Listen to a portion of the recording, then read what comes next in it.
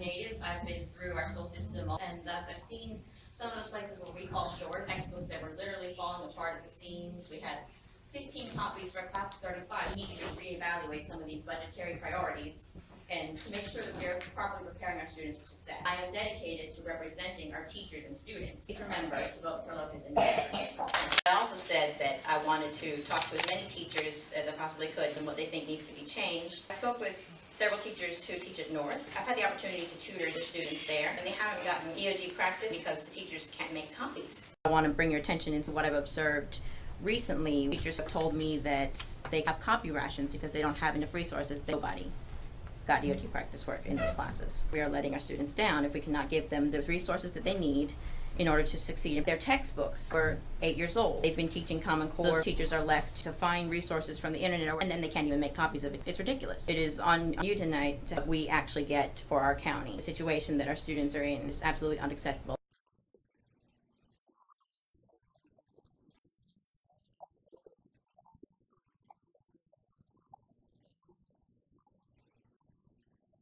I've always been passionate about education, and that has always shown through my work.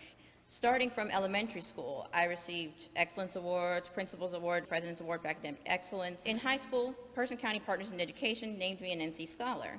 And now I am one of 16 who were chosen for a full tuition scholarship at North Carolina Central University School of Law, which is my current day job.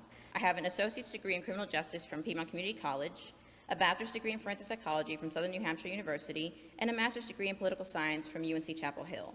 I have also tutored on all levels from elementary through college, and I have served in leadership roles in a variety of organizations in school, college, and in our community. Some of the most notable are Girl Scouts, Teen Court, and United Way. Now that I've given you the highlights of my accomplishments, experience, and commitment to education, I'm going to tell you a little bit about the state of our school system. Through talking to many of our teachers, I have found that our schools still have the same overall needs. We need textbooks which are up to date. We need teachers' assistants so that our teachers can make the best use of instructional time. Some of our special education teachers who need the assistance the most didn't know up until the week before school that they were actually going to have the funding for those positions. We also need more copy resources. As a board, we have the power to advocate for more funding and to make the best use and allocation of the funds that we do have. Meeting these basic classroom needs must come first. This priority comes straight from our teachers, and that is how it should be. As a member of the Board of Education, I will continue to have this open communication with our teachers, parents, and students to make sure that we are meeting our school's needs. A vote for me, Paulina Lopez, is a vote to equip our teachers with the supplies and assistance they need to prepare our students for success. Thank you. Thank you, JCs, for hosting this forum and giving us all the opportunity to speak to you and to the community. I'm a Person County native. I went through our school system from kindergarten all the way through my high school graduation. I've had over 10 years of experience in budgeting, project planning, and community organization. I have served on the United Way Community Investment Team, which is a budgeting committee which allocates each year's funds. All of the organizations which were requesting funding were deserving causes. I have experience in making these hard budgeting choices as part of a team. Not having textbooks and not having resources to copy the materials that are used is unacceptable. A vote for me, Paulina Lopez, is a vote to equip our teachers with supplies and assistance they need to prepare our students for success. Thank you. The preschool years are the formative years for a child's reading skills and thus learning potential. In order for children to keep up with their peers and achievement standards, they must be able to read at or above grade level. That is why we need preschool programs to help bridge that achievement gap. As with any endeavor in life, if you start out behind, you'll have difficulty catching up. Helping to make sure that our students don't start out behind is critical to their future success. The early intervention program for children with special needs has helped many of our students, including my little brother, to identify the strengths, weaknesses, and techniques for both, which will help them succeed in school and in life. The students who go through the program entering the school system with a stronger foundation than they had before, giving them a better opportunity to achieve their full potential.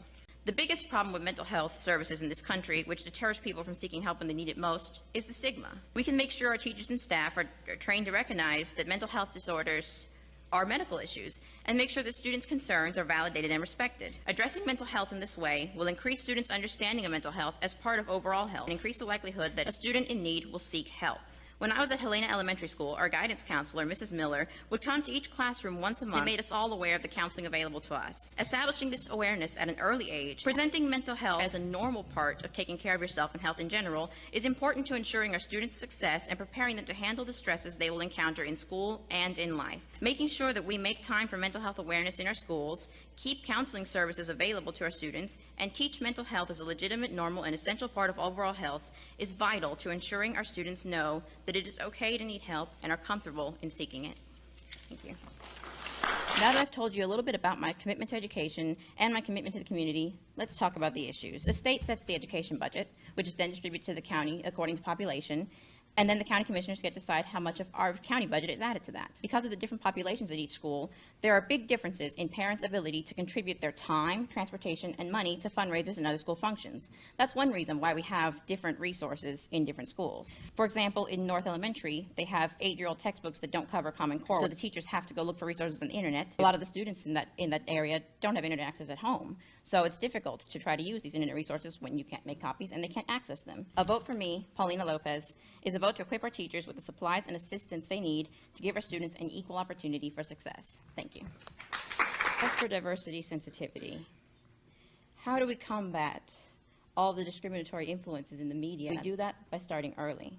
We need to educate our students about equal opportunities and equal abilities. As for teacher turnover, some of the teachers I spoke to are ones who have recently left our school system for our neighboring counties, feeling that they have to make an appointment to talk to their administrator, to make it clear that there is support and there needs to be a designated time for it where they will not be turned away.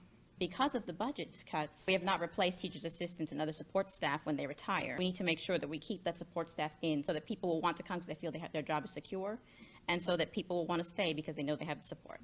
The superintendent acts in a managerial capacity, and as such, it's imperative that we as a new board select a superintendent who has experience in making budgeting, policy, and hiring decisions, as well as experience in the educational field. A superintendent should work well with others, demonstrate strong leadership skills and effective communication, and should be as passionate about learning and education as all of us candidates are. Thank you. Thank you, RCS, for hosting this forum, and thank you, students, for taking a serious interest in local politics, which actually affects our day-to-day lives the most. Through my experience in our school system, I noticed that we can do a better job to prepare our students for life, particularly with financial literacy and civic education. High school seniors would benefit from a lesson in budgeting and building credit wisely. For civic education, I met an 18-year-old high school senior who did not know that you have to register to vote. Students should graduate from our school system knowing how to exercise their rights. As for the relationship between Person County Schools and the charter schools, we should all continue to work together. We can set examples for each other and push each other to do better.